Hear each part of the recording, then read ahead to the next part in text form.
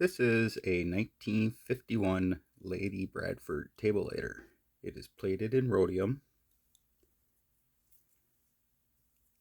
This type of lighter was seen numerous times on the Lucille Ball Show, I Love Lucy, with Desi Arnaz as a prop that they would use on the show for when they wanted to smoke.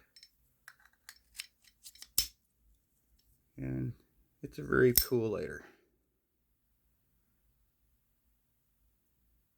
If you ever come across one of these at a good price, make sure to scoop it up, because though you can see them for sale often, they're definitely collectible,